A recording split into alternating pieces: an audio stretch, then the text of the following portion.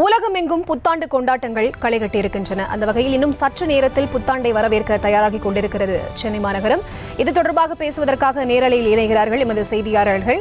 காமராஜர் சாலையிலிருந்து செய்தியாளர் ஜெரி மற்றும் ராஜாஜி சாலையிலிருந்து ராஜேஷ் இணைகிறார்கள். அவர்களிடம் பேசலாம்.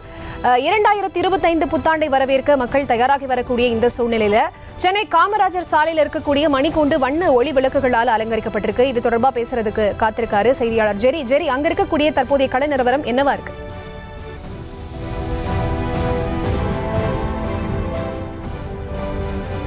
வணக்கம்.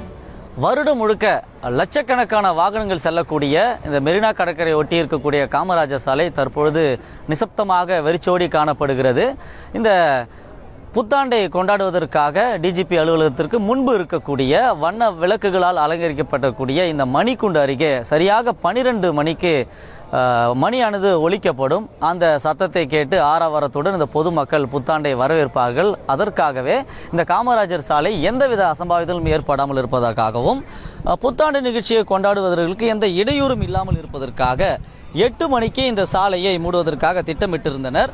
அதிகப்படியான போக்குவரத்து நெரிசல் ஏற்பட்டதன் காரணமாக அனைத்து வாகனங்களும் சென்ற பிறகு 9:15 மணிக்கு இந்த காமராஜர் சாலை மூடப்பட்டிருக்கிறது. காமராஜர் சாலை மூடப்பட்ட பிறகு பொதுமக்கள் ஒவ்வொருவராக வருவதற்கு அனுமதித்திருக்கின்றனர். தற்பொழுது மூடப்பட்டிருக்கக்கூடிய இந்த காமராஜர் சாலையில் சிறுவர்கள் சுற்றி திரிந்து ஓடி ஆடி விளையாடக்கூடிய காட்சிகளையும் பார்க்க முடிகிறது. பெரியவர்கள் எல்லாம் இந்த வண்ண விளக்குகளால் அலங்கரிக்கப்பட்டிருக்கக்கூடிய அந்த மணிக்கூண்டின் அருகே நின்று கொண்டு புகைப்படம் எடுத்துக்கொண்டு மகிழ்ந்து வருகிறார்கள். இன்று மெரினா கடற்கரையில் பொதுமக்கள் அதிக அளவில் திரள்வார்கள் என எதிர்பார்க்கப்படுகிறது. இதையடுத்து அங்கு தற்காலிக புற காவல் நிலையங்களை அமைத்து போலீசார் தீவிர கண்காணிப்பு பணியில் இன்று இரவு ஈடுபட இருக்கின்றனர். சரியாக 12 மணிக்கு காமராஜர் சாலையில் உள்ள மணிக்கூண்டின் முன்பு பொதுமக்கள் ஆரவாரத்துடன் புத்தாண்டை கொண்டாடுவதற்காக காத்து கொண்டிருக்கிறார்கள். இந்த நிலையில் மணிக்கூண்டு வண்ண விளக்குகளால் அலங்கரித்து தயார் நிலையில் வைக்கப்பட்டிருக்கிறது.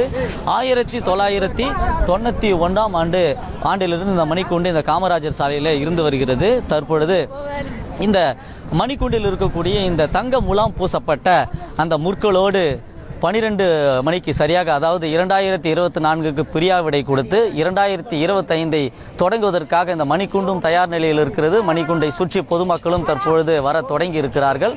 இந்த நிலையில்தான் காமராஜர் சாலை மூடப்பட்டிருக்கிறது. சரியாக போர் நினைவு சின்னத்திலிருந்து கலங்கரை விளக்கம் வரை இந்த காமராஜர் சாலை 9:15 மணிக்கு மூடப்பட்டிருக்கிறது. நாளை காலை, அதாவது புத்தாண்டு நாளை காலை 6 மணி வரை இந்த சாலையானது மூடப்பட்டிருக்கும். இந்த சாலை பகுதியிலே ஏறத்தாழ ஆயிரக்கணக்கான போலீசார்கள் இங்கே குவிக்கப்பட்டிருக்கிறார்கள்.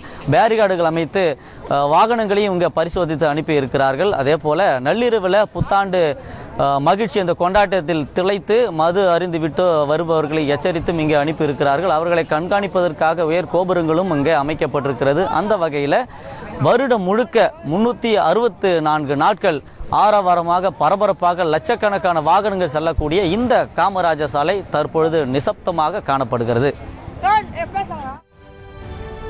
விவரங்களுக்கு நன்றி ஜெரி. அடுத்ததாக பேசுவதற்காக இணைகிறார் ராஜாஜி சாலையிலிருந்து ராஜேஷ். அவரிடம் பேசலாம்.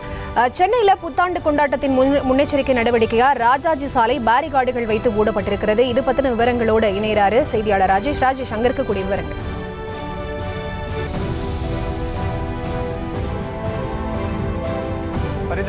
சென்னை புத்தாண்டை வரவேற்பதற்கு தயாராகி கொண்டிருக்கிறது.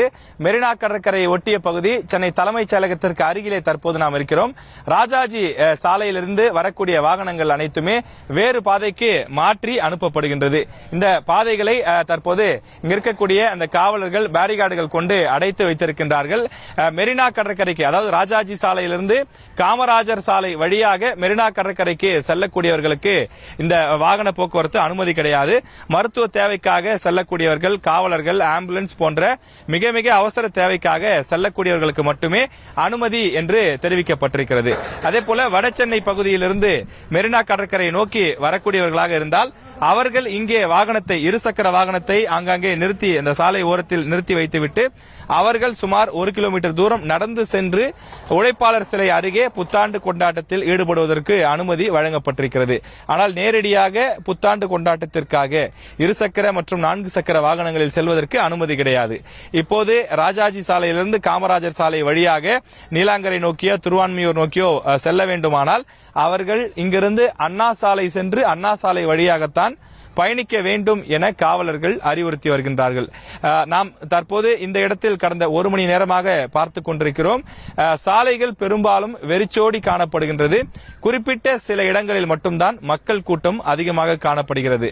அதாவது மெரினா கடற்கரைக்கு அருகில் இருக்கக்கூடிய உழைப்பாளர் சிலை, காந்தி சிலை, அந்த இடங்களில் மட்டும்தான் மக்கள் கூட்டம் இருக்கிறது. லைட் ஹவுஸ் அருகிலும் ஓரளவிற்கு மக்கள் கூட்டம் இருக்கிறது. மற்ற இடங்களில் மக்கள் கூட்டம் இல்லை. சாதாரண சனி ஞாயிற்றுக்கிழமை இரவு நேரங்களில் கூட மக்கள் கூட்டமாக இருப்பார்கள், ஆயிரக்கணக்கில் குழுமி இருப்பார்கள். ஆனால் இன்றைய தினம் அந்த குறிப்பிட்ட சில இடங்களில் மட்டுமே கொண்டாட்டத்திற்கு அனுமதி. அங்குதான் காவலர்கள் பாதுகாப்புக்காக நிறுத்தப்பட்டிருக்கிறார்கள், ரோந்து பணியில் இருக்கிறார்கள், லைட்டிங் வசதி செய்யப்பட்டிருக்கிறது. இது மக்கள் பாதுகாப்பாக வந்து புத்தாண்டு கொண்டாட்டத்தில் ஈடுபட்டுவிட்டு அவர்கள் மீண்டும் மகிழ்ச்சியோடு பாதுகாப்பாக செல்ல வேண்டும் என்பதற்காக இந்த ஏற்பாடுகள் செய்யப்பட்டிருக்கிறது. காரணம், ஒவ்வொரு ஆண்டும் இந்த கடற்கரை சாலையை நோக்கி ஆயிரக்கணக்கு என்று சொல்லவிட லட்சக்கணக்கில் மக்கள் வருவார்கள். அந்த அளவிற்கு இந்த கடற்கரை சாலை முழுவதுமாக நிரம்பி வழியும், அந்த அளவிற்கு மக்கள் கூட்டம் இருக்கும்.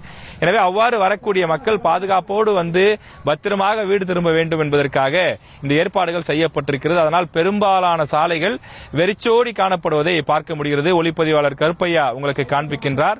பொது போக்குவரத்து கூட முழுமையாக தற்போது இந்த பகுதியில் இல்லை. மவுண்ட் ரோடு வழியாக, அண்ணா சாலை வழியாக செல்வதற்கு மட்டும்தான் அனுமதி வழங்கப்பட்டிருக்கிறது. சென்னை முழுவதுமே காவல்துறையினருடைய கட்டுப்பாட்டின் கீழ் கொண்டு வரப்பட்டிருக்கிறது.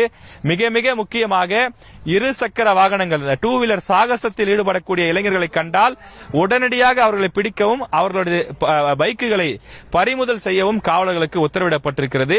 எனவே மது போதையில் வரக்கூடியவர்கள், பைக் ரேஸ் நடத்தக்கூடியவர்கள், வீல் சாகசம் செய்யக்கூடியவர்கள், இது போன்ற இளைஞர்களை கண்டால் உடனடியாக காவலர்கள் அவர்களை பிடித்து அவர்களை வாகனங்களை பறிமுதல் செய்ய தயாராக இருக்கின்றார்கள். அதே நேரத்தில் பொதுமக்கள் தங்களுடைய குடும்பத்தோடு மகிழ்ச்சியாக கொண்டாட்டத்தில் ஈடுபட வந்தால் பாதுகாப்பாக வந்து பாதுகாப்பாக செல்லுங்கள் என்று அன்போடு அறிவுறுத்தி அனுப்பி வைக்கிறார்கள். ஒவ்வொரு முக்கியமான பிரதான சிக்னல்களிலும் ஒரு டென்ட் போல அமைத்து அங்கு அறிவுரைகளையும் விழிப்புணர்வையும் ஏற்படுத்தி வருகின்றார்கள். இந்த புத்தாண்டு கொண்டாட்டத்தை பொறுத்தவரையில் மக்கள் பாதுகாப்போடும் அதே நேரத்தில் தங்களுடைய அந்த கொண்டாட்டத்திற்கு எந்த விதமான இடையூறும் இல்லாமல் மகிழ்ச்சியாக வந்து கொண்டாடுவதற்கான அத்தனை ஏற்பாட்டையும் அரசு சார்பில் அதிகாரிகளும் சேர்ந்து இணைந்து இதனை சிறப்பாக செய்திருக்கிறார்கள். களத்திலிருந்து விவரங்களை வழங்கியமைக்கு நன்றி ராஜேஷ்.